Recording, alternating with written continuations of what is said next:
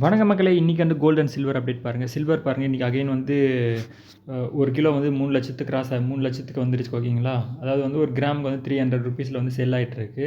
அதாவது வந்து 2 லேக்ஸ் கீழே தான் 3 லேக்ஸ் கீழே வந்து ட்ராவல் ஆகிட்டு இருந்துச்சு இல்லைங்களா, போயிட்டே இருந்துச்சு. இப்போ அகைன் வந்து சில்வர் ரேட் வந்து ஏறி இருக்குது. ஓகேங்களா?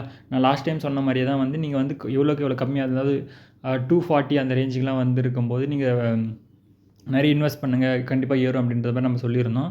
இது பாருங்கள், மறுபடியும் ஏறிட்டே போகுது. அதே மாதிரி பாருங்கள், கோல்டுமே வந்து கொஞ்சம் குறைஞ்ச மாதிரி இருந்துச்சு லாஸ்ட் ஒரு 1 வீக்காகவே. மறுபடியும் வந்து ஒரு லாஸ்ட் 3 டேஸ்லேயே வந்து ஒரு 3000 கிட்ட வந்து ஏறி இருக்குது. ஓகேங்களா?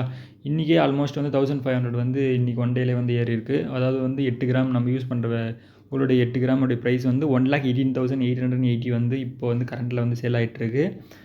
கண்டிப்பாக வந்து ஏன்னா வந்து இன்வெஸ்ட் பண்ணுறத மட்டும் நீங்கள் கோல்டில் விட சில்வரில் இன்வெஸ்ட் பண்ணுறது பெட்டர்னு நினைக்கிறேன். ஏன்னா வந்து இப்போதைக்கு கொஞ்சம் கம்மியாக 4 லேக்ஸ் இருந்தது, இப்போ 3 லேக்ஸ் டவுன் ஆகிட்டு வந்திருக்கு. நீங்கள் அதில் இன்வெஸ்ட் பண்ணிங்கன்னா இன்னும் கொஞ்சம் ஏறதுக்கான, அதாவது வந்து இன்னும் 3 லேக்ஸ்லேருந்து இன்னும் கம்மியாகிடுச்சுன்னா ஒரு 2.5 லேக்ஸ் 2 லேக்ஸ் அந்த மாதிரிலாம் வரும்போது இன்னும் அதிகமாக இன்வெஸ்ட் பண்ணிங்கன்னா உங்களுக்கு நல்ல ப்ராஃபிட் கிடைக்கும். தேங்க்யூ.